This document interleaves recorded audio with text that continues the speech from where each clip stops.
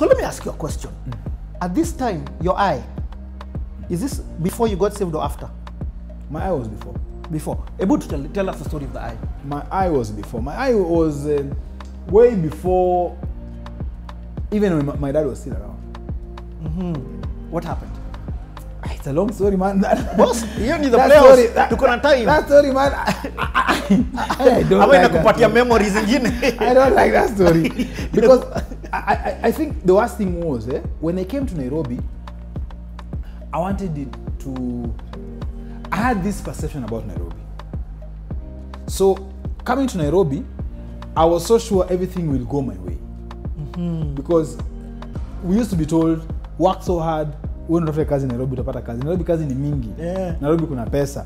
And then when in Chicago, everyone who comes from Nairobi, they always look so neat. They always look they like come with their best food. Yeah, they are successful, you understand? So when I came, I didn't even know how things events zilienda zikakuwa so fast, zili unfold so fast. Because I remember slowly and slowly just meet friends introduce you to another friend, and eventually you find you're in a clique. Ile watu wanaita mbogi siku hizi. Uko ndani ya mbogi fulani. And hiyo mbogi, everyone has a plan, everyone has, for lack of a better word, a vision. There were stupid visions, but eventually you find that everyone anafikiria what they want to do to become successful. And the most talkative guy, the guy who looks like the leader and all that, whatever they say, whatever they do, you find yourself and you're young, you're moldable. You're young. And then it started small.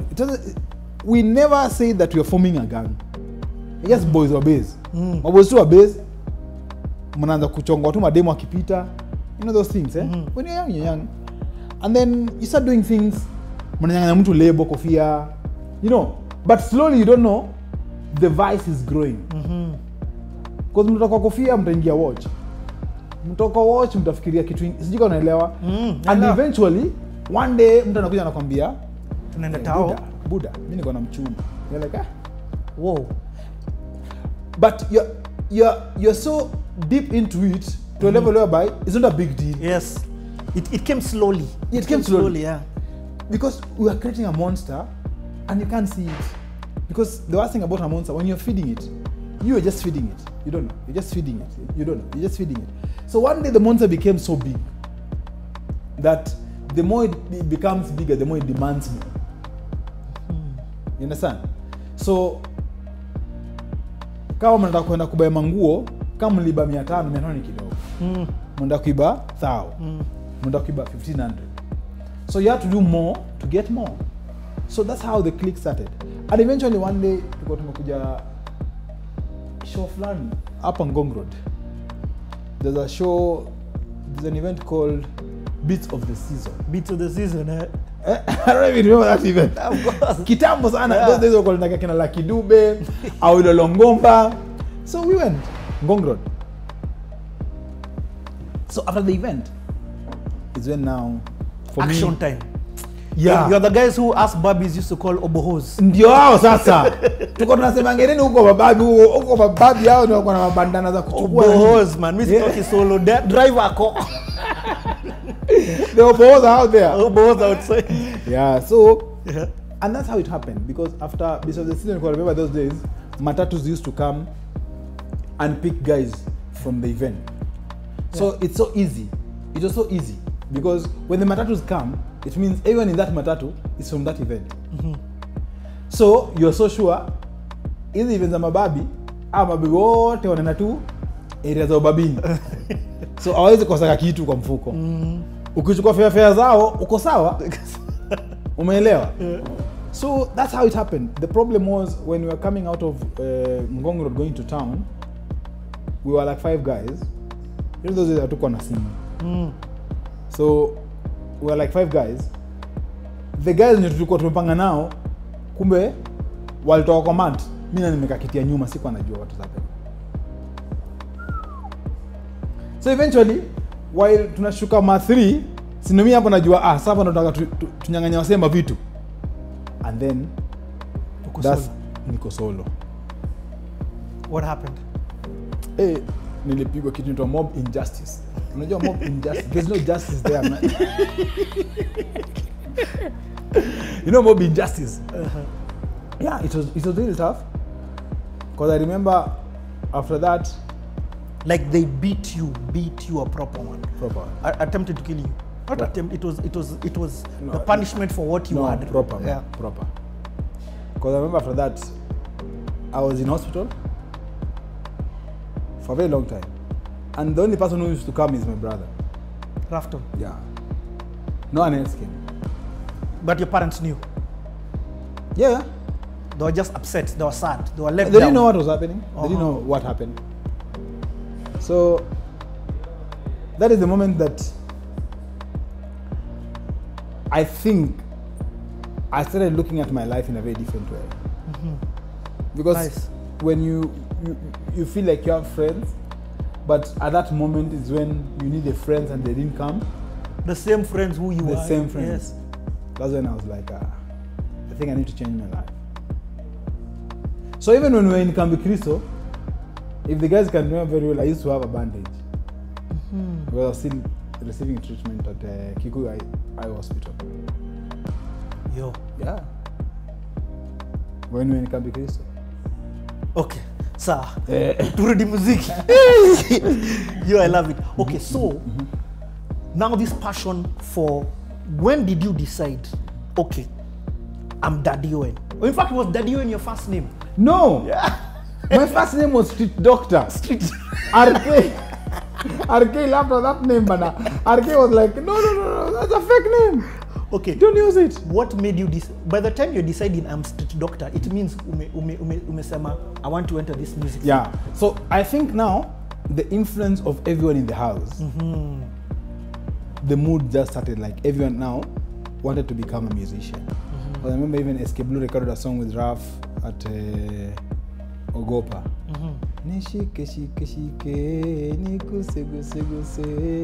I remember that time I was like, memories. Yeah. So at that time I was like, I think I want to become a musician. Because it's not something that you wake up in the morning and say, I want to become a musician, but just the influence, being around the guys, everyone is recording, everyone is in the mood every day. And then, you know, the guys who were there, most of them were freestylers. Ariji can freestyle, Ruff can freestyle, Porcupine can freestyle so well. Ruff never writes, eh? Never writes. I interviewed Steve Ominde for MOG. He said the same thing. Anangia too. Anangia, ask RK. RK used to fight with, ask Lucas. Lucas used to tell him, just record for 2 hours and then I'll pick what I feel is right. Yeah. So Lucas alikuwa anamwachia studio, we record tu, wapiga tu kelele and then I'll pick. So that's how it happened. Eventually, so you became Street Doctor. Street Doctor. So Street Doctor, the name didn't work. Because I remember even RK was like, I don't know if it's a good name and all that. Just use a name that people can relate to you with and all that. Because I remember even when I was doing Haijalishi, I didn't even have a name before we recorded Haijalishi. But in studio just like this is when Mike Sakata was like, do something, say something. So that's when I just came up with Daddy Owen. Because for me, when my mom calls me Daddy, and my real name is Owen. So I just combined the two. I was like, I think this will work. Daddy Owen Mimi. Daddy Owen Mimi. Haijalishi then was your first song. Haijalishi was my first song. So what was the process now? Haijalishi was interesting because I wanted to record a song, and we were together with Ambassador, and Ambassador was very creative, by the way, very creative. And we were like,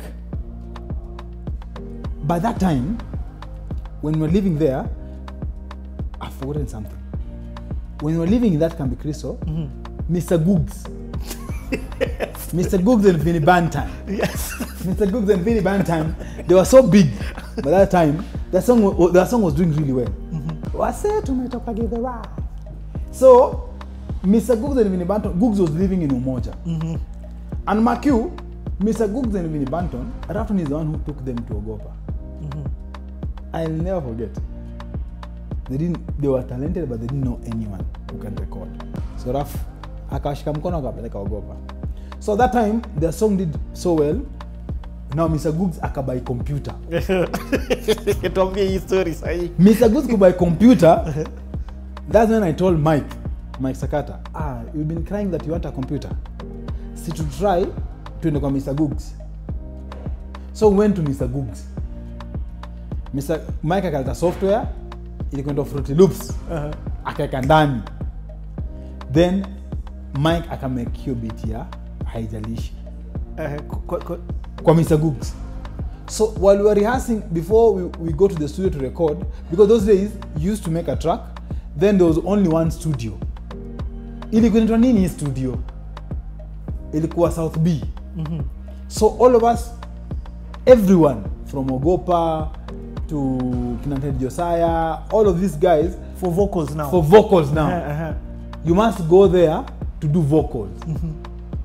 So while we were practicing in the house with Ambassador, Mr. Googs had the song, and he was like, I must be in this song. And they were like, how, man? You do secular, I do gospel. And he was like, no, I think one day I'll get born again. And I told him, but I must pray for you right now. So all of us, we prayed for Mr. Googs. What? Yeah. All of us, we prayed for Mr. Googs. And after that, we went to the studio the next day and we recorded Haijalishi. Lakini ukatoa Ambassador. Ambassador is still here. Or in the original Haijalishi? Yeah, Ambassador. So Haijalishi is you?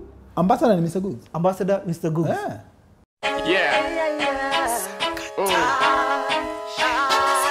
Daddy Owen, Mr. Googs.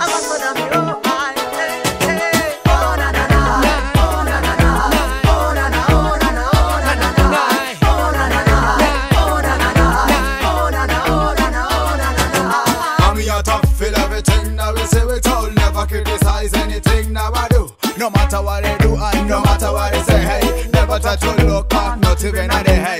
Satan no come try to use me. All the time me have to seem try to fool me. From the corner you have to come try to use me. Hey, me a badu, body. Hey, Jalishi, no matter you are black or white. Hey, Jalishi, no matter you are poor or rich. Hey, Jalishi, no matter when Italy out them.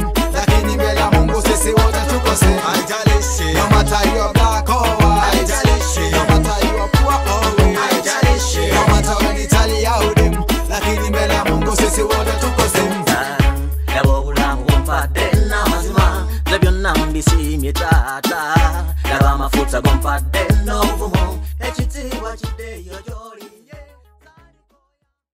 Produced by Mike Sakata. And was Mike Sakata Mr. Googs' house help? Yes. How did you know this song? I was SK Blue. I just blew. So at that time, we're hide archives. So at that time, when I took Mike Sakata there, Mike Sakata was like, then I think I'll just live here. And even Mr. Googs was like, I always travel. And Mr. Googs was working at Kenyatta at that time. He used to work at Kenyatta. As much as he's performing, he used to work at Kenyatta.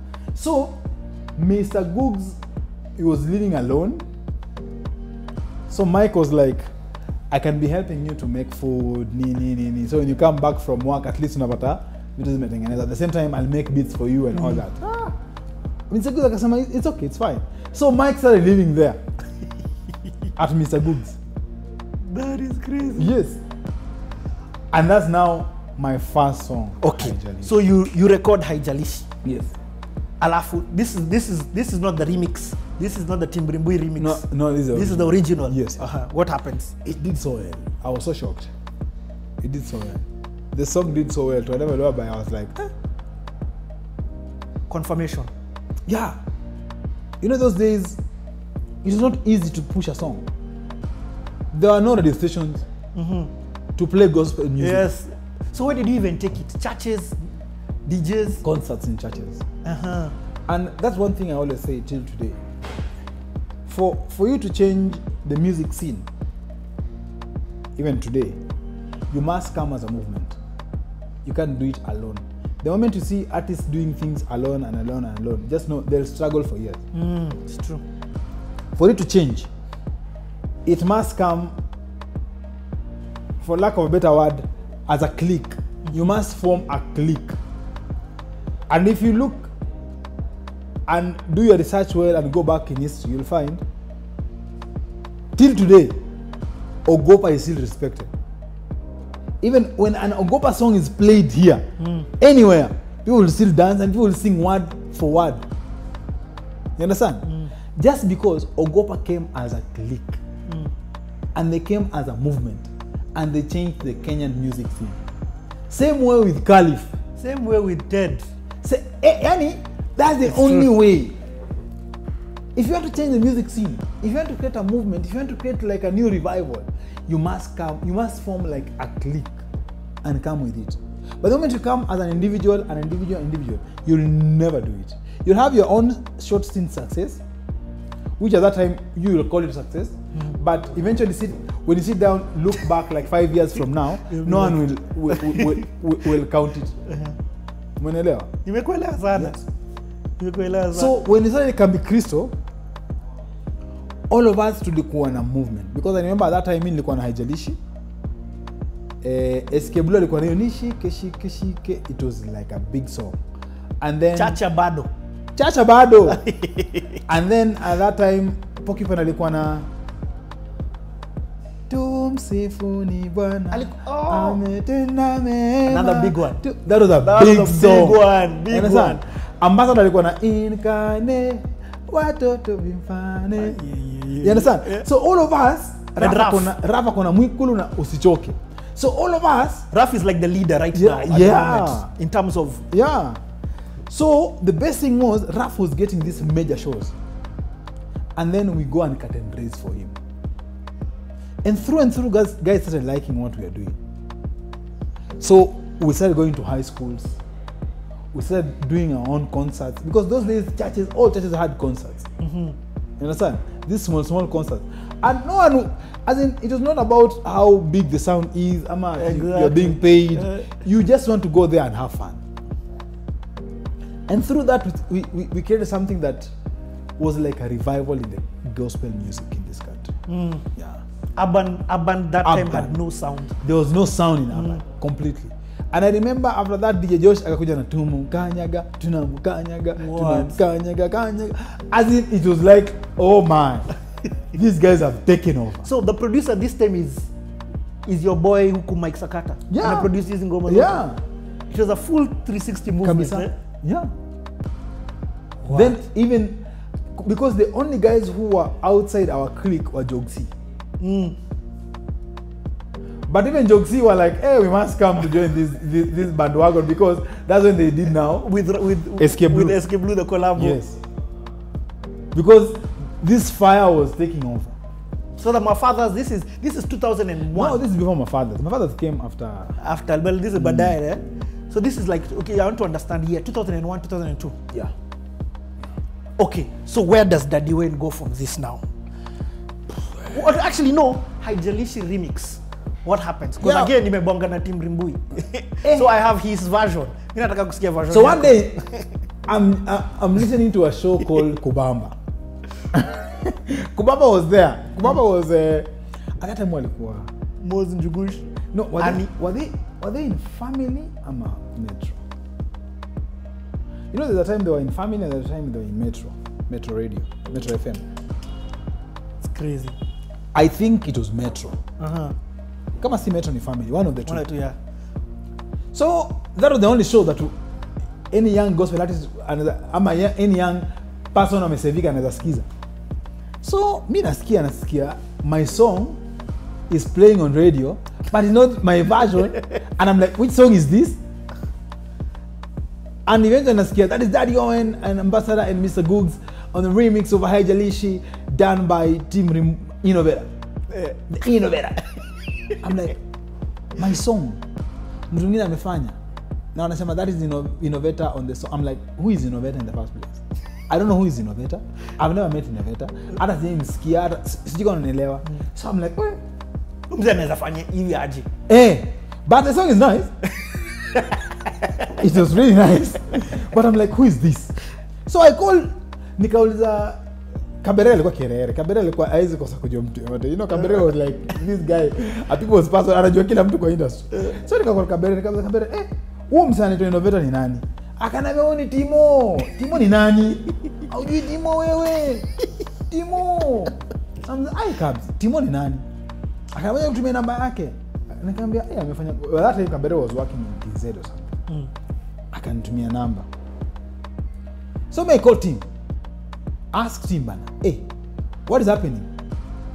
How can you do a remix to a song nana ujaongea na the owner? So Tim akasema tukutane. Tukakutana I think 20th century or something. Tukutana hapo 20th inje. So you know that time unapewa two versions of how things should work, but no one has a clear picture of how things should work. Wanakuambia someone should pay you for your rights. Someone should you do what? You know, at that time you just want to do music. You're not bothered about other things. So team decided that bala history yote we do a song or something. I can't remember how. Nikupatia song. Yeah, alikuuliza what Tim says, he says alikuuliza kama unataka do ama unataka song. Yes. Unasema me record from yana song. Yes. I think that's what happened. So nikasema hakuna haja unipatie do, we just do another song. So I think we recorded a song. Ama you mix and master for him. Is it shilingi ya Kenya or something? Something of the sort. I can't remember. Anyway, even the team alisema. Now, it also, when I was younger, I was a bit abrasive, right? Me didn't care about guys' feelings. I remember Daddy Owen had done a song. Haijalishi. So, Mose gave me that. I remember it done by what's it called, the producer called Mike, right? And Sakata had a studio somewhere. Mike Sakata, yes. And SK Blue. And SK Blue. So Mose gave me the a cappella. I was like, this song sucks. Like, but you know that's very vague. And those days guys didn't have, so I decided to do a remix.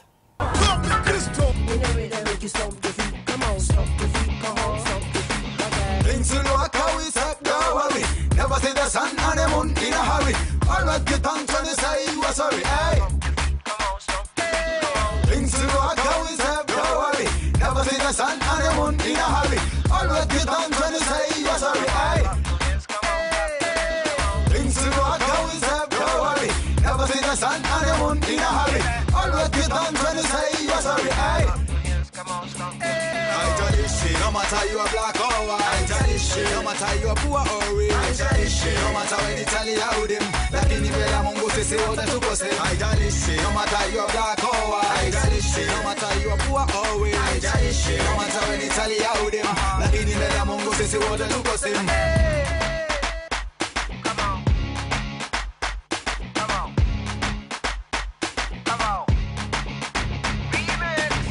That song became bigger than the original. What? It caused drama. Serious? Drama, so much drama. Because guys were like, now what is this guy doing? What is this guy doing? Nini, how can you do that? He didn't tell us. How can you do a remix and not tell us? And you release it onto radio without telling us.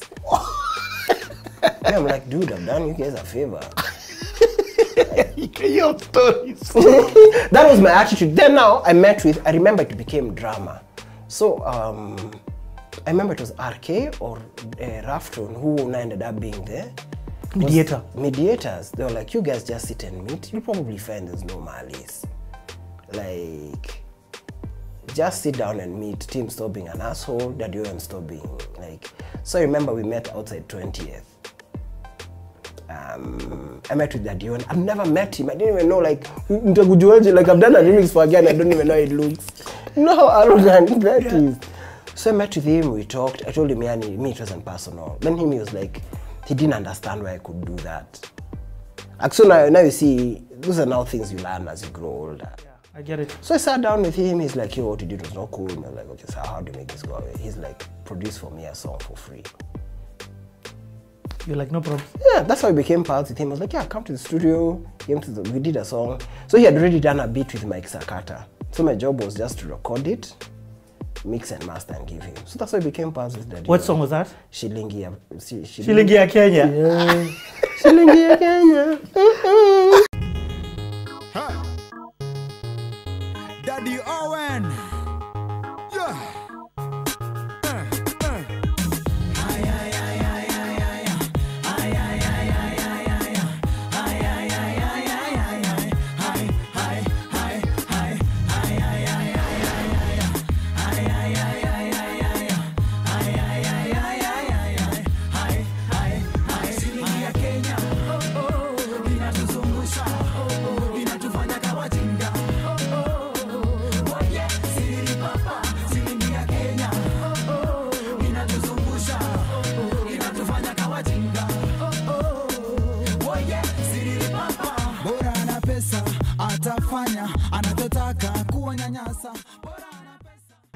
So, what was your next song then? So after that we did